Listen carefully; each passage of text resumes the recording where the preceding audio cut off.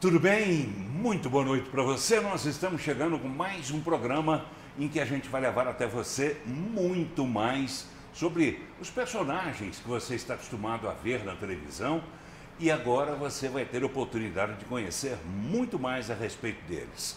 Geralmente são políticos, aqueles políticos que ocupam cargos importantes, que fazem muitas obras, que fazem um trabalho bastante reconhecido por parte da população, mas que chega uma hora como hoje, chegou a vez desse nosso convidado de contar um pouco mais sobre a própria vida dele.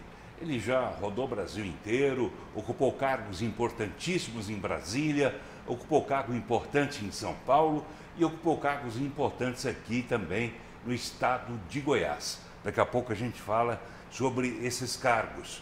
Mas primeiro eu quero apresentar essa pessoa que vem para dizer por que agora ela resolveu ser candidata a senador pelo estado de Goiás. O que é que move esse desejo? O que é que tem por trás dessa vontade de ser senador pelo estado de Goiás? É uma das perguntas básicas, né, que eu vou fazer para o nosso convidado de hoje, que é o Alexandre Baldi, que é presidente do Partido Progressista. Tudo bem? Vou ter que tratá-lo como Alexandre, porque o senhor já se desincompatibilizou, não é isso? Exatamente, mano. Já se desincompatibilizou, ele é tímido, já deu para perceber. Mas aqui ele vai perder um pouco dessa timidez, porque aqui a gente está entre amigos e ele vai ficar muito à vontade para conversar com você e também comigo. Alexandre Baldi, boa noite. Bem, boa noite, Paulo, boa noite a todos que participam conosco. Uma alegria poder participar aqui. Eu costumo dizer que lhe ver pela TV era natural para mim, né? Te admirar pela televisão foi algo que foi natural por toda a minha vida. Agora, estar aqui com você, participando do teu programa, sendo entrevistado pela sua pessoa, é motivo de honra para mim. Tá bem, é motivo de honra para mim também. Muito obrigado, né, por todas essas palavras. Eu que estou acostumado a entrevistar a família de longa data, né? O papai Joel, né? O irmão Joel também, né? A mamãe eu acho que eu nunca entrevistei. Oi? Eulina, creio que não, ela é mais tímida. É mais tímida que o senhor ainda? Isso. É mesmo? Existe pessoas mais tímidas que o senhor? Ela é mais tímida, com certeza. Tá bem. A família inteira, né, já passou pelos nossos estúdios, já deu entrevista a um de nossos programas e você conheceu já bastante sobre eles. Chegou a vez hoje, então, de Alexandre Baldi. Você vai saber um pouco mais sobre o que ele já fez e muito sobre o que ele pretende fazer. Fique ligado, a gente volta rapidinho. Muito bem, já estamos voltando e o programa de hoje, você já viu na abertura, estamos recebendo o Alexandre Baldi, que já ocupou diversos cargos aqui em Goiás. Eu gostaria de relembrar, que o telespectador relembrasse, é o primeiro cargo político que o senhor assumiu aqui em Goiás, qual foi? Bem, Paulo, eu quando fui convidado para ser secretário de Indústria e Comércio do Estado de Goiás, pelo fato de ser industrial, de vir da iniciativa privada e trazer essa experiência do privado para o público em 2011.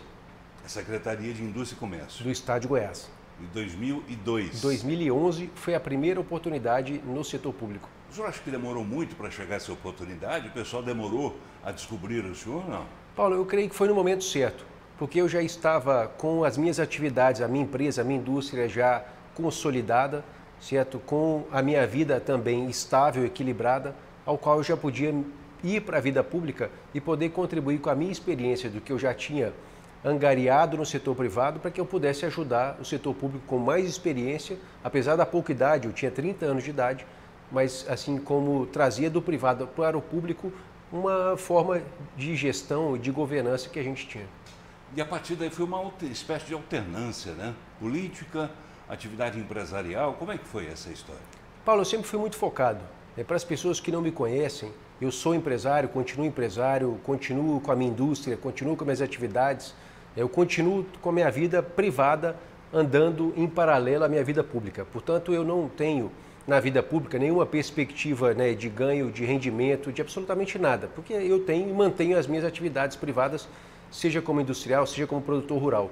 Então, isso é algo que me dá tranquilidade de poder focar nas minhas funções públicas para exercer bem feito. Porque eu tenho em mente que, para alguém fazer algo bem feito, ele tem que ser focado.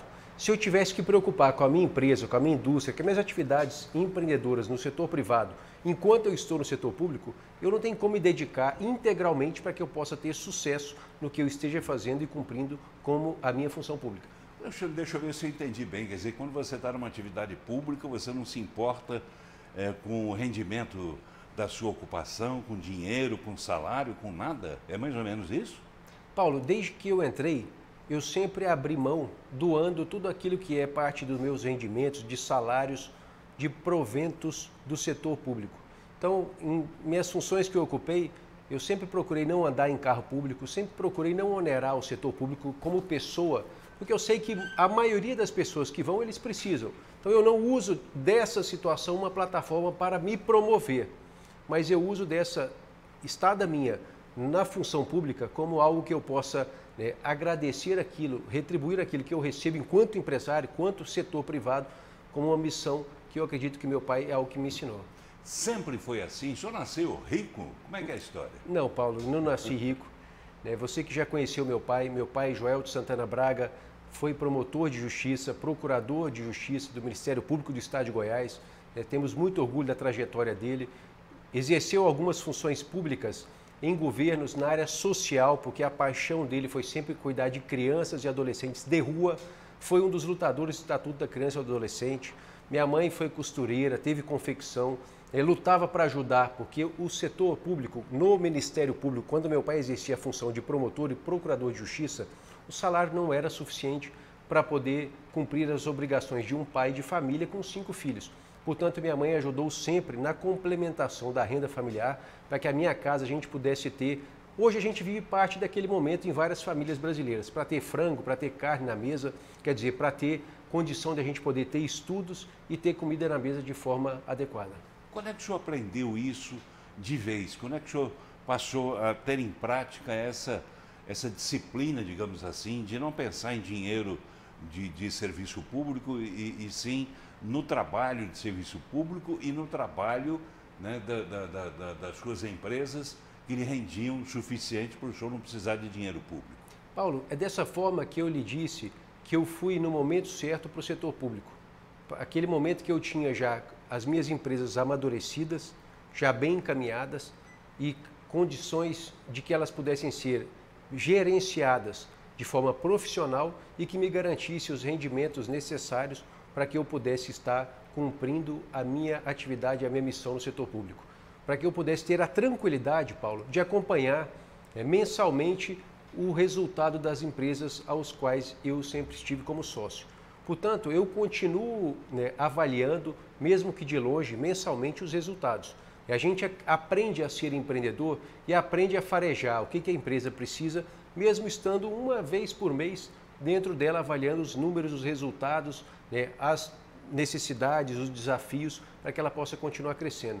Então, dessa forma, eu tive a tranquilidade de ir para o setor público nessa função como secretário de Estado de Indústria e Comércio, exclusivamente para trabalhar com o resultado de ajudar o meu Estado a crescer, a se desenvolver, a atrair investimentos privados, a gerar emprego, a promover a renda da melhor forma possível, como é o que eu sempre aprendi a fazer, gerando emprego com o investimento privado. Essa é a frequência com que o senhor administra suas empresas, indo apenas uma vez por mês ou pouco mais que isso? Não passa disso? Hoje não passa disso, Paulo. A tecnologia ainda facilitou muito, porque os sistemas de governança nos permitem um acompanhamento e, sobretudo com a pandemia, isso foi muito avançado sobre os meios virtuais. Então, hoje você consegue ter na palma do seu telefone, no modo virtual, o acompanhamento diário das suas atividades, até no campo. Você consegue hoje saber o peso do seu rebanho de longa distância, com câmeras de acompanhamento, com sistemas de monitoramento, com pessoas competentes. Acima de tudo, Paulo, nós precisamos ter gente boa do nosso lado, gente competente e eficiente para que a gente possa ter a tranquilidade de saber que as nossas atividades estão indo bem, geram resultado e que me permite continuar no setor público. E essas atividades, o senhor se importa em falar um pouquinho sobre elas? Não? Quais seriam? De modo nenhum, Paulo. Eu tenho até muito orgulho, porque até contrariei meu pai quando fui para o setor produtivo. Quando eu tive a ideia de ser vendedor, comecei como vendedor, representante comercial e depois eu montei a minha própria indústria nesses segmentos que eu era representante comercial ou vendedor. Então, eu montei as minhas empresas do zero, comecei com 2 funcionários em Anápolis e hoje, Paulo, com um trabalho muito grande, com uma dedicação muito intensa, eu saí lá, daquele momento de 2 funcionários, hoje eu sou o maior do meu segmento, que é a fabricação de embalagens para a indústria farmacêutica do Brasil, aqui, no estado de Goiás, na cidade de Anápolis. Interessante. Estado de Anápolis que cedia as grandes empresas, né, que produzem medicamentos, né, e naturalmente são um grande centro consumidor, né, dessas embalagens. Certamente, Paulo, é o segundo maior polo farmacêutico do Brasil e eu identifiquei essa oportunidade, primeiro como vendedor, para que eu pudesse adquirir experiência e rendimentos, para que eu tivesse recurso necessário, porque meus pais não tinham condições também de me ajudar a montar a minha própria fábrica, então eu me tornei vendedor, ganhei com aquele momento como representante comercial, depois eu montei a minha primeira fábrica, comprei até de uma pequena fábrica de um deputado federal, quem diria, do estado de Rondônia, salvo engano, em 2003, uma pequena fábrica de fabricação de rótulos adesivos, trouxe de Brasília para Anápolis e fiz dali a minha primeira experiência industrial. Depois eu parti para os outros segmentos, na área de embalagem, sempre focado na indústria farmacêutica, porque eu percebia que em Anápolis e no Brasil o mercado farmacêutico cresceu bastante. E de fato cresceu, e eu saí daquela experiência para me tornar o maior do Brasil no meu segmento hoje. Interessante, né? E a partir daí, a partir do momento que o senhor começou a trabalhar como secretário de Indústria e Comércio, o senhor já desenvolvia as 2 atividades paralelamente, é isso? Já sim, Paulo, já há bastante tempo. Eu já tinha as minhas indústrias já consolidadas, como eu lhe disse, elas cresciam muito em paralelo. Naquele momento eu ainda tinha uma empresa de alimentos, que é o Adoçante Linea, mas eu decidi sair da empresa, da sociedade naquele momento, quando eu decidi ir para o setor público, porque o mercado de bem de consumo é agressivo, é muito competitivo, e eu achei que não fosse fácil equilibrar entre a missão na Secretaria de Estado de Indústria e Comércio e na indústria de alimentos de bem de consumo. E isso fez com que o senhor abrisse os olhos para horizontes mais distantes? Foi mais ou menos isso que aconteceu? Porque a gente vê que depois disso, coincidência ou não, o senhor acabou indo para Brasília, acabou indo para São Paulo, acabou desenvolvendo atividades junto a cargos muito importantes em ministérios, enfim, em São Paulo. O que é que abriu os olhos do senhor para crescer, para falar, olha, chegou a minha vez? Paulo, o principal é o foco. Focar naquilo que eu esteja fazendo. Não é ser bom, é ser o melhor. Como eu te disse, na minha atividade privada, na minha indústria, eu sou hoje o líder no Brasil. O melhor. Da mesma forma, eu procurei... O senhor diz o melhor sem constrangimento, porque não vem arrogância nenhuma. Não é arrogância, é competência. Isso é ter a humildade de saber que você não tem experiência, batalhar, trabalhar e focar para que você ganhe experiência, para que você busque o seu objetivo e para que você não seja bom. Lembremos que 75% das pessoas, Paulo, no Brasil e no mundo, trabalham por trabalharem. Elas não fazem o que gostam, elas fazem aquilo que vem a ela como oportunidade. Só 25%, Paulo, fazem aquilo que realmente gostam e que têm prazer de trabalhar. Portanto, eu muito estimulo as pessoas para que elas sejam parte desses 25%, para que elas saibam o que elas têm vontade de fazer, para que elas saibam aquilo que ela tem potencial a fazer e que ela busque ser o melhor. Não é com vaidade e não é com um motivo de esnobar aquela questão, né, de poder ser o melhor. Não, você tem que lutar, trabalhar e dedicar para ser o melhor. Os bons, eles conseguem ir longe. Os melhores, eles conseguem vencer e ir mais longe. E quando o senhor não consegue, por algum problema qualquer, passar essa barreira, né, que o senhor atribui própria dos grandes, por exemplo, de repente alguma coisa pode dar errado, algum negócio sempre vai dar errado, Paulo. Que ia dar sempre certo, vai dar errado, Paulo. Como é que o senhor trata com isso? Paulo, sempre vai dar algo errado. Os vencedores vão fracassar muitas vezes, Paulo. Os maiores fracassaram muito. Os vencedores, eles caem e levantam, caem e levantam, caem e levantam. Os fracassados, com facilidade? Como é que é isso? Todos nós, Paulo, vamos ter dificuldade para vencer e todos nós teremos a dificuldade para levantar pela primeira vez. Quando a gente cai pela primeira vez, Paulo, a gente acha que nunca mais conseguirá reerguer novamente. Mas se a gente tem foco e força para levantar, a gente levanta, Paulo, e a gente vence novamente. E não imagine que não vai cair, porque vai cair novamente. Todo mundo cai e todos que são fortes e que são determinados vão se levantar para conseguirem vencer. E aí a vida vai nos diferenciar de quem é vencedor por aquele que não desiste, por aquele que vai cair e vai levantar, vai cair e vai se levantar. E os fracassados, que é aqueles que caíram e que se resignaram com aquele tombo e se acreditam estar por se bastarem por onde, infelizmente, esse tombo os levaram. Se acomodarem.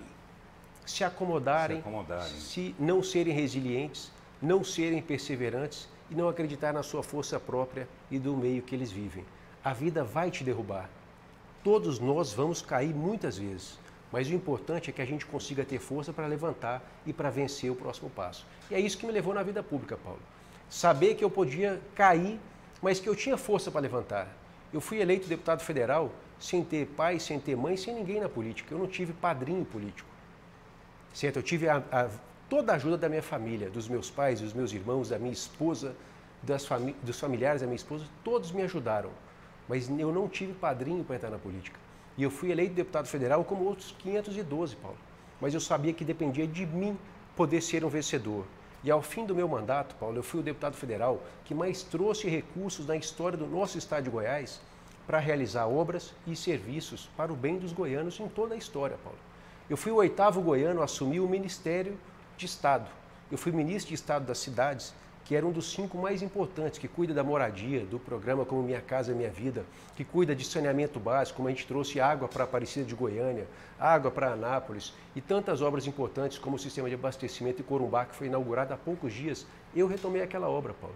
Eu fiz obras importantes como a retomada da obra do BRT Norte-Sul de Goiânia, as avenidas Leste-Oeste em Goiânia, obras que são importantes para a vida dos goianos, dos goianienses, de todo o estado, Paulo.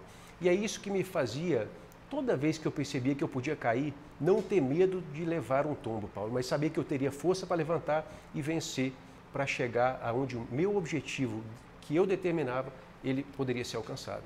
O senhor tem ideia da força disso tudo que o senhor está dizendo? Tudo que o senhor está dizendo está sendo ouvido nesse momento pelos nossos telespectadores. O senhor tem ideia do que o senhor está passando, não sei se intencionalmente ou não, mas o senhor tem ideia da força que o senhor está passando para as pessoas dizendo isso tudo que o senhor está dizendo? Paulo, o meu desejo é que na vida pública a gente possa levar aquilo que a gente tem como experiência, tem como vontade, para milhões de pessoas. Eu poderia me dar como feliz e satisfeito na minha empresa, Paulo. Eu não preciso de ninguém para me sustentar, eu não preciso de ajuda de ninguém para poder manter a vida dos meus filhos e da minha família de acordo com o que eu tenho. Mas isso não me basta, Paulo, isso não me bastou. E a vida pública me permite, assim como permite a todos que tenham vontade, que a gente faça o bem para milhões de pessoas.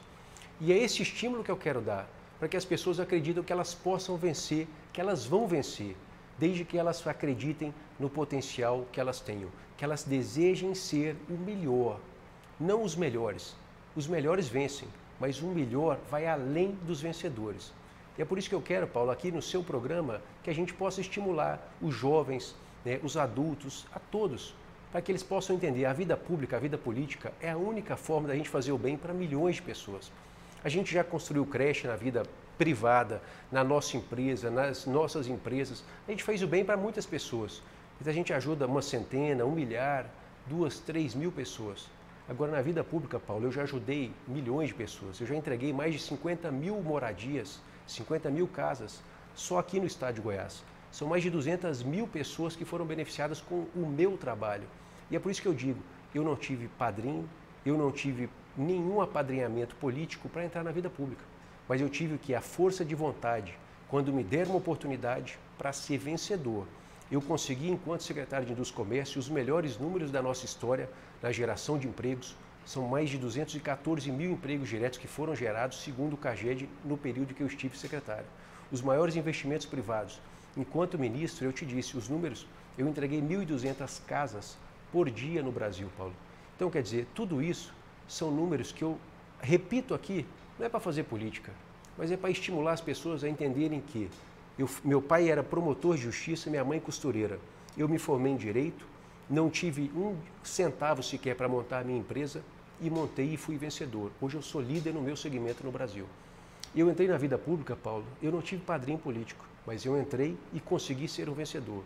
E é dessa forma que eu saí de Goiás, fui para Brasília, me tornei ministro, fui para São Paulo ocupar uma secretaria que é uma das mais importantes e mais agressivas no dia a dia da vida das pessoas, que é cuidar do transporte público de mais de 10 milhões de passageiros. E eu não tive medo.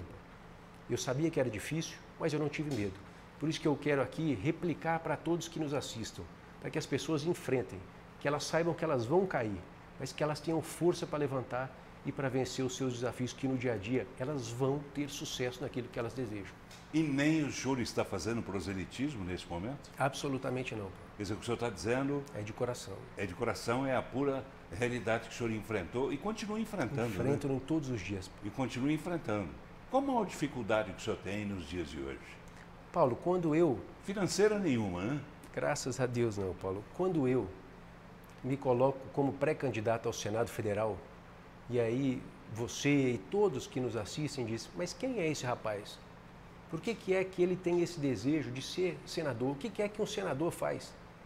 Nós vivemos um momento que as pessoas sequer sabem o que faz um senador da República. Elas sequer sabem e para que servem os agentes políticos que estão no Congresso Nacional. E uma rejeição muito forte sobre os membros do Congresso. Portanto, Paulo, eu quero mostrar às pessoas aquilo que eu fiz, apesar de ter 41 anos de idade, aonde eu cheguei e qual é essa bagagem de experiência que eu tenho, psicológica, profissional e, sobretudo, com a relação política que a gente criou para que Goiás tenha representatividade e força política, para que a gente consiga, com todo esse trajeto, conseguir novos benefícios, mais recursos, para que a gente melhore a vida dos goianos. O senhor falou uma coisa interessante aí, que me dá um gancho, inclusive, para que eu chame o intervalo, que as pessoas, muitas vezes, as pessoas não sabem para que servem esses agentes políticos que estão em Brasília. Muita gente sabe xingar o senador, muita gente sabe xingar o deputado federal, sabe xingar, enfim, qualquer tipo de político, mas não sabem, muitas vezes, para que servem esses agentes políticos e, mais do que isso, por que essas mesmas pessoas que criticam esses agentes políticos não se candidatam também a exercer a função que esses ocupam para poder melhorar a situação do nosso Brasil, que não está, infelizmente, nada boa. Daqui a pouco eu faço a pergunta. Fique ligado.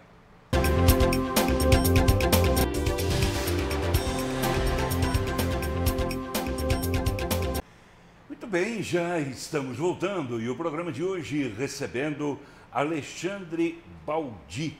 Ele que já foi ministro, ele que já foi em São Paulo, foi secretário, aqui em Goiás também foi secretário, foi eleito também, não é? Deputado federal. Deputado federal, né? E agora acaba de revelar para nós aqui que ele também quer ser eleito senador por Goiás. Por que essa vontade de ser eleito senador e por que por Goiás? O senhor que já teve uma passagem, né, por São Paulo, onde o senhor naturalmente ficou bastante conhecido, o senhor fez um belo trabalho na área de transportes, né, e agora volta para Goiás. O que é? O coração que mandou, que bateu mais forte? O que, afinal de contas, que faz com que o senhor volte para Goiás? Paulo, na verdade eu sou goiano, né, nascido e criado aqui no nosso estado, e fiz o que fiz graças ao nosso estado de Goiás. Eu tive uma passagem curta da minha vida, de 30 meses por São Paulo, como secretário de transporte do estado de São Paulo, o maior sistema de transporte público da América do Sul. Tive a honra de poder comandar o sistema de transporte público por ônibus, por trem, por metrô, comandar o metrô de São Paulo, as maiores obras, a primeira, a segunda e a quinta maior obra do Brasil. Toda essa experiência não é fácil. Comandei programas em Brasília, como Minha Casa, Minha Vida, o maior programa habitacional da história do nosso país. Portanto, com essa experiência que eu adquiri, Paulo, eu creio que eu voltei para o meu estado, aonde eu nasci, aonde eu cresci, aonde tudo que fiz eu sou grato. Portanto, como parlamentar, como deputado federal, eu repito que fui o que mais trouxe recursos para obras e serviços públicos em Goiás na história de todos os parlamentares. E que eu tenho, então, a visão de que, pré-candidato ao Senado Federal, Paulo, para trazer força e representatividade. Aí as pessoas perguntam, mas o que é essa força? O que é essa representatividade política? Paulo, na vida das pessoas, o congressista, seja o deputado federal ou o senador, ele tem duas formas de mudar a vida de cada um dos mais de 7 milhões de goianos. Ou pelas leis, fazendo ou sendo relator de bons projetos de leis, e eu fui relator, Paulo, de mais de 20 projetos de leis na Câmara Federal, como repatriação, como convalidação de incentivos fiscais, que ajudou a assegurar as indústrias que vieram para Goiás, como Mitsubishi, como Caoa e como outras várias, mas também, Paulo, com recursos, como eu fiz e como eu disse, o maior parlamentar que trouxe recursos para Goiás. E como senador, Paulo, um congressista tem condição, pelo número menor de 81 senadores, ter uma força ainda ampliada, a sua capacidade de musculatura amplificada. E é dessa forma que eu aprendi o que aprendi, consegui fazer o que fiz, com essa experiência adquirida, seja no executivo, seja no legislativo, para que eu possa buscar mostrar para os goianos e goianas que, pré-candidato ao Senado e sendo um senador da República, eu vou trazer para Goiás o protagonismo, a força política que vai resultar em quê? Em obras, em serviços, em leis que vão aqui ajudar o nosso Estado e a vida desses mais de 7 milhões de goianos. O senhor já sofreu nesse processo agora de decisão de ser senador, pelo menos de ser candidato a senador pelo Estado de Goiás? Nesse momento todos são pré-candidatos. O senhor já sentiu o baque de uma queda? Porque o senhor vai enfrentar pela frente, lógico, pela frente, muitos adversários que também têm a mesma pretensão sua. Tem muitos candidatos, inclusive da base, pela qual o senhor pretende disputar essa eleição, que não vão deixar essa vitória sua fácil, tanto dentro da base, quanto depois junto aos eleitores. Como é que tem sido encarar essa situação, tanto internamente dentro de casa, quanto já se preparando para vencer uma eleição, o que não deve ser fácil? Paulo, eu enfrento com a mesma resiliência e com a mesma força que eu enfrentei todos os desafios da minha vida. Eu disse aqui a você e aos que participam conosco do teu programa e repito, eu fui para ser industrial do nada, com 2 funcionários e hoje eu sou o maior do meu segmento no Brasil. Eu fui para a vida pública e fui candidato a deputado federal e eleito sem apoio, sem apadrinhamento político nenhum. Eu não pertenço a grupo político algum e eu não tenho o rabo preso, desculpa a forma de dizer, com nenhum outro político. Portanto, eu tenho a força do meu trabalho e aqueles que acreditam na minha capacidade de realização e que me acompanham para que a gente consiga juntos fazer a diferença. E é dessa forma que eu já passei por muitos desafios nessa pré-campanha. Quantos que não acreditam e que não acreditavam na minha pré-candidatura? Quantos que alegam que os adversários que eu vou enfrentar são mais competitivos do que eu?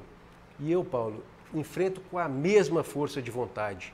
Eu vou mostrar a cada um dos mais de 7 milhões de goianos e goianas que eu tenho mais preparo, que eu tenho mais experiência, que eu tenho mais equilíbrio, que eu tenho mais competência, que eu tenho mais capacidade de ser um representante à altura do nosso Estado e do nosso povo, que todos eles que estejam na base do governador Ronaldo Caiado ou que estejam na oposição, com a minha pouca idade, com a minha força de vontade de fazer as coisas serem de fato transformadoras para a nossa população. Pois é, como é que vai ser isso? Eu gostaria que o senhor falasse um pouco sobre essa pretensão sua e também sobre os adversários que o senhor vai ter pela frente.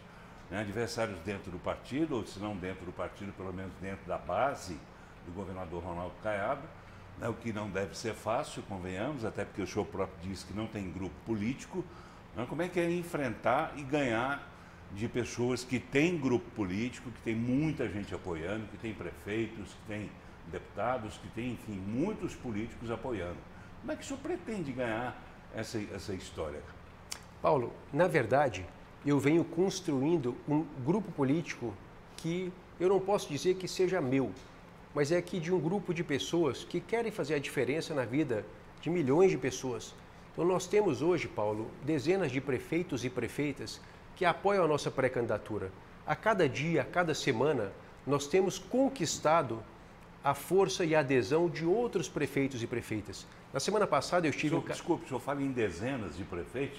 O senhor poderia dizer o número exato? Não são tantos assim, não. Paulo, eu acredito que hoje são mais de 60 prefeitos e prefeitas que apoiam a minha pré-candidatura ao Senado Federal. Chega isso tudo? Ultrapassa esse número, Paulo. O nosso Partido Progressistas tem 32 prefeitos e prefeitas. Nós temos 31 vice-prefeitos e vice-prefeitas. Um dos mais importantes é o prefeito de Anápolis, Roberto Naves, que ajuda a coordenar a nossa pré-campanha. E outros vários, como eu estava dizendo, que na semana passada, por exemplo, eu tive em Catalão. E eu tive o prefeito Adib Elias demonstrando toda clareza o apoio à nossa pré-candidatura ao Senado Federal. E a todos aqueles que sabem como eu fiz uma obra importante para Catalão, que foi a canalização do Ribeirão Pirapitinga na sua primeira fase, ajudando o prefeito Adib Elias, sabem da nossa capacidade de trabalho e da nossa motivação com a nossa força e a nossa energia para que a gente consiga trazer ainda muito mais. E é nesse sentido, Paulo, que eu venho a buscar esse apoiamento político entre prefeitos e prefeitas, vereadores e vereadoras, lideranças políticas em todos os 246 municípios de Goiás e vencer, seja na base do governador Ronaldo Caiado, que o nosso partido definiu por apoiar, ou seja, com os adversários que estejam na oposição à nossa base, seja do PT, seja de outros partidos que nós vamos enfrentar com toda humildade, mas com toda vontade de mostrar para os goianos que nós somos melhores para poder cuidar da vida deles. O senhor vai enfrentar os possíveis candidatos da base do governador Ronaldo Caiado, ou o senhor se dispõe, inclusive, a disputar caso não haja uma decisão, uma convergência. Uma convergência, obrigado, entre eles. Quer dizer, o senhor está disposto a disputar essa vaga, ainda que seja por uma candidatura avulsa, seria isso? Paulo, eu já me coloquei como pré-candidato com apoio unânime dentro do meu partido. Dentro dessa base que é ampliada ao nosso partido, mas outros partidos de líderes, prefeitos, vice-prefeitos, prefeitas que nos apoiam. Portanto, eu tenho disposição, Paulo, de ser pré-candidato independente da circunstância, para mostrar que a nossa força e que o nosso projeto não é melhor para mim, Paulo, não é melhor para o partido, é o melhor para Goiás. Portanto, seja para enfrentar de forma com uma candidatura independente, que haja outras candidaturas dentro da base do governador Ronaldo Caiado, ok, estou disposto a disputar, e seja com outros adversários em outros partidos que não estejam na base, nós também vamos enfrentar, Paulo. O senhor não tem aquela falsa humildade de dizer, mas de repente pode ter um que seja melhor do que eu. O senhor acha que de todos o melhor é o senhor? Paulo, na verdade, eu quero mostrar a minha capacidade. Certamente teremos candidatos que possam hoje ser avaliados como melhores e como mais preparados. Mas boa parte da população não me conhece e não conhece o meu trabalho, o resultado do meu trabalho. Por isso eu quero ter a humildade de me apresentar durante a pré-campanha e posteriormente, de acordo com a lei, durante a campanha, como um candidato ao Senado Federal que vai ter condições, como eu já realizei enquanto deputado federal, de fazer a busca por maiores recursos na nossa história enquanto senador da República, Paulo. E é dessa forma, com toda a humildade, Paulo, mas com a vontade que me fez e que me faz aqui chegar até hoje. Que nós não temos medo dos adversários, nós não temos medo das adversidades. Como eu já disse, Paulo, nós vamos cair, mas nós vamos nos levantar, nós vamos nos reerguer e nós vamos mostrar com que o nosso desejo, o nosso propósito é melhorar a vida dos goianos, Paulo. E temos preparo, temos experiência e temos conhecimento para poder compartilhar, para que a população entenda que o nosso projeto, com toda a humildade, é o melhor projeto para Goiás. Tá, o melhor projeto, mas o melhor candidato também seria o senhor? O senhor seria o melhor candidato, por exemplo, do que o delegado João Campos, do que, por exemplo, o delegado Valdir e tantos outros pré-candidatos nesse momento também? O senhor se considera melhor que eles? Paulo, eu não me considero como pessoa melhor do que ninguém. Agora, como pré-candidato, se eu não acreditar no meu potencial, se eu não acreditar nas minhas qualidades, ninguém vai acreditar. E é dessa forma que eu compartilho com toda a humildade. Eu tenho mais condições, tenho mais equilíbrio, tenho mais ampla experiência, a passagem pelas funções que eu já passei, que eu já exerci, o mandato de deputado federal como relator em diversas matérias que impactam a vida das pessoas, estando como ministro de Estado, tudo que realizei pela moradia, pelo saneamento básico, eu fui o subscritor do Marco do Saneamento Básico no Brasil, Paulo, como ministro de Estado das Cidades. Toda a experiência que eu tive e que eu trago comigo até hoje, eu me coloco com toda a humildade que eu esteja mais preparado para poder ser o representante de todos os goianos e goianas no Senado Federal. A imagem que se costuma ter, pelo menos, dos ocupantes, né, de cadeiras no Senado, é de pessoas que já passaram por outros cargos, né, de grande importância, como governador do estado, como, enfim, outros cargos bastante importantes e que tenham uma certa idade já mais elevada. O senhor tem 41 anos, né? O senhor não ocupou ainda, à exceção do Ministério, né, nenhum outro cargo tão importante assim, pelo menos no que diz respeito a um cargo de gestão pública. Quer dizer, o senhor ainda não passou por essa experiência também. Isso não causa um friozinho na barriga, algum receio do senhor, não? Paulo, eu vou te dizer com toda franqueza e com humildade. Eu estive ministro das cidades numa pasta que impacta a moradia de brasileiros e brasileiras em todo o Brasil. Mais de 7 milhões de famílias não têm uma casa própria para morar.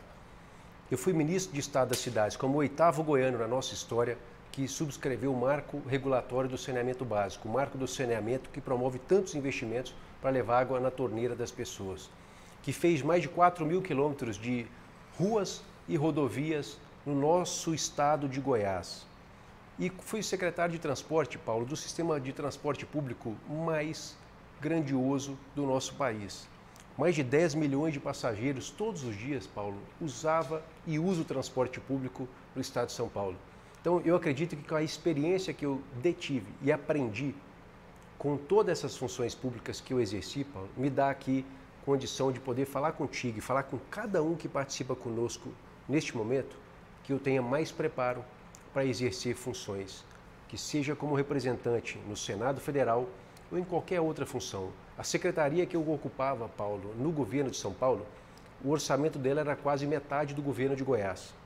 O Ministério das Cidades, que eu fui ministro, Paulo, ele tinha quase que metade do orçamento do governo de São Paulo. Portanto, eu ocupei funções importantes, relevantes, de grande envergadura, nunca sofri uma acusação sequer de qualquer uma das funções que eu ocupei. Portanto, eu tive toda a lisura e toda a responsabilidade para com que todas as funções, seja como secretário de Estado da Indústria e Comércio aqui do nosso estado de Goiás, seja como deputado federal, seja como ministro de Estado das Cidades, ou seja como secretário de Transporte do governo de São Paulo, eu sempre ocupei funções importantes, relevantes, com a máxima cobrança da população. Imagine só 10 milhões de passageiros todos os dias usar um sistema de transporte e cobrar um sistema de transporte melhor e mais eficiente diariamente. Portanto, eu creio, Paulo, que tenho, né, credenciais com toda a experiência adquirida para me apresentar aos goianos para que possam me conhecer e me avaliar como um dos pré-candidatos ao Senado Federal.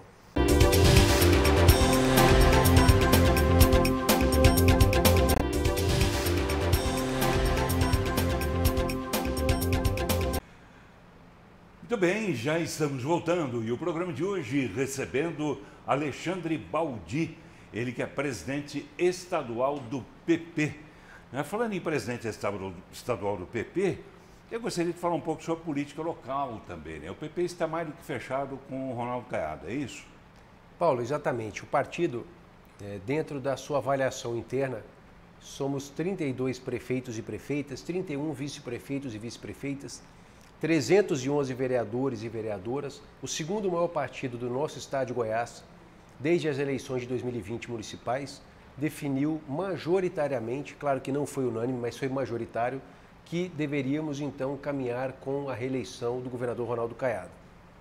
Tá, e a sua situação enquanto candidato ao Senado, ela foi também não tão unânime assim, mas ela foi decidida também nessa reunião, não? Dentro do partido, Paulo, eu tive apoio unânime. A unanimidade dos nossos militantes, dos nossos vereadores, vice-prefeitos, prefeitas e prefeitos, foi unânime. Eu reuni com todos, de toda a parte do estado, para colocar o meu projeto de pré-candidato ao Senado Federal. E todos me deram um apoio unânime para que eu pudesse então partir para esse desafio que é grande. É uma candidatura majoritária, é uma difícil missão de enfrentar os pré-candidatos que estão propriamente dentro da base do governador, que são o delegado Valdir, Luiz Carlos do Carmo, que atualmente é senador, João Campos, né? E até poucos dias atrás a gente tinha até o Henrique Meirelles, que acabou desistindo. E obviamente depois do campo próprio da base do governador, nós temos os adversários que estão em outros partidos na oposição à nossa base. Tá, e em relação à política nacional, eu gostaria de ouvir a sua opinião sobre o que é que o senhor pensa em relação a essa disputa que se convencionou colocar como uma disputa entre PT e o partido do presidente Bolsonaro, mas que vai além disso, vai muito além disso. Como é que o senhor vê? Existe uma possibilidade de uma terceira via que tinha inclusive um jantar, né, que estaria marcado para hoje, lá no Palácio, lá em São Paulo, do seu ex-chefe, né, o Dória, né, que acabou sendo cancelada. Essa reunião acabou sendo cancelada, quer dizer, não vai ter, ou seja, a terceira via está cada vez mais distante da realidade. Como é que o senhor vê? Terceira via, teremos uma terceira via viável? Como é que o senhor vê a política no Brasil? Paulo, eu acredito que é muito difícil nós termos uma terceira via. Se nós relembrarmos a eleição de 2018, a vitória de Jair Bolsonaro, ela já é fruto de uma candidatura alternativa aos dois elos de poder que militou por muitos anos, PSDB e PT.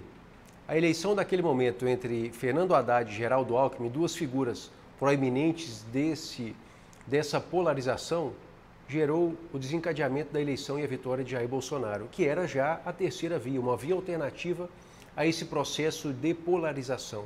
Então é muito recente o sentimento do brasileiro em se aventurar por uma nova via. A pandemia, na minha opinião particular, ela realça ainda mais o sentimento de conservadorismo, conservar aqueles que estejam exercendo o seu mandato. Foi assim para prefeitos e prefeitas, e eu acredito que será assim também para governadores, governadoras e o presidente da República, desde que estes que estejam exercendo o mandato de governador ou governadora e o presidente da República estejam cumprindo aquele papel que é o desejo da população. Uma eleição a presidente, Paulo, o principal debate é a economia, é o que a pessoa consegue colocar na mesa para a alimentação da sua família, geração de emprego, a distribuição de renda e colocar o símbolo de colocar a comida na mesa. Portanto, Paulo, o presidente Jair Bolsonaro tem feito um trabalho na retomada econômica pós o momento trágico da pandemia Covid-19, que vem satisfazendo os brasileiros e brasileiras. E ele vem recuperando o número nas pesquisas eleitorais. E nesse aspecto, quando a gente avalia a sua oposição, que é o candidato do PT, Lula, as pessoas têm saudade daquele momento em que o Lula foi o presidente. Mas elas não enxergam que o Lula é o Lula do PT, é o Lula do Zé Dirceu, é o Lula do Movimento Sem Terra, é o Lula da Gleisi Hoffmann, é o Lula do Zé Genuíno, é o Lula do Mensalão, é o Lula do Petrolão. Elas não enxergam esse quadro geral, até porque o próprio Lula ele está submerso. Ele não participa de evento algum de nível nacional. Não pode ir às ruas, né? Ele não tem frequentado locais públicos. Portanto, nesse aspecto, Paulo, quando você avalia uma pesquisa como a que foi há poucos dias divulgada do IPESP, e você percebe que 67% dos brasileiros e brasileiras dessa pesquisa definiram o seu candidato a presidente, aonde o Lula tem 36% e o Bolsonaro 30%, de modo espontâneo, eu acredito que esteja cristalizada a polarização entre os dois candidatos e que não há espaço para uma terceira via.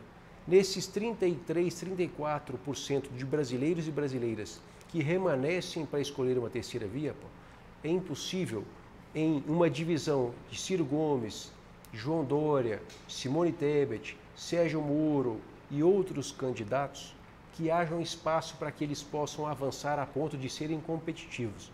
E quanto mais próximo da eleição vai se chegando, mais as pessoas que sejam de centro-direita, elas têm medo e receio de perder o seu voto e de dar a vitória ao candidato de centro-esquerda ou esquerda. E mais aquelas que não forem, então, opinando pela eleição e pelo candidato Jair Bolsonaro, elas deixarão os seus candidatos, que sejam esses que buscam a terceira via, para buscar o candidato que esteja mais competitivo para vencer a eleição contra o PT. E da mesma forma da esquerda. Então, a tendência é que essa polarização, que já está muito cristalizada, é que ela se acentue quando, de fato, a eleição ser iniciada. O senhor arrisca um palpite? Paulo, eu acredito que o presidente Bolsonaro, ele chega no primeiro turno vencendo a eleição e vá para o segundo turno com uma margem de vitória bem expressiva. Então, ele, na sua opinião, ele tem tudo para ganhar essa eleição mais uma vez. E eu acredito que o Jair Bolsonaro vencerá as eleições de 2022. O senhor acredita nessas pesquisas? Eu pergunto que o senhor citou uma delas aí, e teve outra que foi publicada, me parece que ontem, que mostra mais uma vez a redução no índice, na diferença do índice de intenção de votos, né, de Lula para Bolsonaro. Quer dizer, Bolsonaro está subindo e Lula caindo. É o que tem demonstrado, pelo menos, as últimas pesquisas. O senhor acredita naquelas pesquisas que dão Lula com 40 e tantos %, Bolsonaro com 20, quando muito? Paulo, eu acredito que as pesquisas são balizadoras. Elas são orientativas para o quadro eleitoral. E quando se fala em terceira via, com um quadro de uma pesquisa que possui quase 70% de brasileiros com seu voto definido, que são aqueles que não têm um segundo candidato, que não têm segunda opção de votação. Portanto, eles estão cristalizados entre Lula e Bolsonaro. É uma pesquisa que baliza fortemente a vertente que não há chance para uma terceira via. Vamos trazer essa discussão aqui para Goiás. Nós temos 2 minutinhos apenas, claro, mas eu quero ouvir o senhor sobre a expectativa que o senhor tem sobre a eleição para governador do estado de Goiás. Qual é? Paulo, eu acredito também da mesma forma que o goiano é conservador, é mais pretenso à reeleição do candidato. O governador Ronaldo Caiado realiza um bom governo, realiza um governo que, realçado pelo sentimento pós-pandemia do conservadorismo, ele deverá sim vencer as eleições de 2022. Tá. E quem pode ser a tal da terceira via aqui em Goiás? Gustavo Mendanha poderia ser essa terceira via ou deixa eu ver que não? Paulo, vai depender muito de quem serão os candidatos. As pré-candidaturas hoje que já estão colocadas como dispostos a estarem na eleição é o ex-prefeito de Aparecida, Gustavo Mendanha, é o deputado federal Vitor Hugo e a probabilidade do ex-governador Marconi Perillo. Portanto, se o ex-governador for candidato, ele tende a polarizar com o governador Ronaldo Caiado, pela estatura política que ambos ocuparam ou ocupam no quadro político eleitoral. Agora, não havendo essa disposição do ex-governador, eu acredito que ele perde o seu grupo político e certamente a polarização ocorrerá entre o ex-prefeito de Aparecida e o governador Ronaldo Caiado para uma ainda mais tranquila reeleição do governador Ronaldo Caiado. Tá bem, estamos chegando ao final, né, da entrevista. Espero que você tenha gostado, eu tenho certeza que sim, e você conhecer um pouco mais sobre Alexandre Baldi, ele que é presidente estadual do eu vou aprender ainda, Progressistas ou Progressistas? Progressistas. Progressistas, do Partido Progressistas, né, que também é conhecido ainda popularmente como PP, não é isso? Exatamente, como Paulo. PP. Presidente, foi um prazer muito grande recebê-lo mais uma vez aqui no programa, aqui em casa, né, num bate-papo absolutamente descontraído. Gostaria de agradecer a toda a sua equipe, né, que o acompanha aqui nesse programa, seu irmão que está aqui também, o Joelzinho, nosso querido Joelzinho, né, e as pessoas que estão ali. Apresente para a gente rapidamente, por favor. Está aqui conosco a Renata, parte da nossa equipe. Tudo bem, Renata? Prazer, viu? Obrigado. E está aí também? Tem mais alguém ali? Não, aqui só estão conosco o Joelzinho e a Renata. Tá bem, da equipe do presidente, apenas essas pessoas. E tem a Heloísa, né, que faz parte da equipe de mídias das redes sociais da TV Brasil Central, e que ajuda também a divulgar o nosso programa. Presidente, foi um prazer recebê-lo, um prazer muito grande. Muito obrigado por ter vindo. Leve um abraço para o seu pai, para a sua mãe. E boa sorte, né? A eleição está aí, boa sorte. Muito obrigado, Paulo. Obrigado pela oportunidade. Levarei o seu abraço aos meus pais, Joel, minha mãe, Olina, a toda a minha família. Obrigado mais uma vez. A minha admiração pela sua pessoa, como eu disse aqui, repito, é enorme. Ser seu entrevistado é motivo e questão de honra para mim. E poder participar e compartilhar um pouco mais de quem é Alexandre Baldi, é muita gratidão à sua pessoa por me permitir nesse momento. Que bom. Eu tenho certeza que o telespectador conheceu um pouco mais, né? Quem é o Alexandre Baldi? Hoje você viu um pouco mais Nas próximas entrevistas, a gente vai aprofundando esse debate nosso e o telespectador vai conhecendo cada vez melhor. Muito obrigado a você, um grande abraço, a gente volta no próximo domingo. Até lá.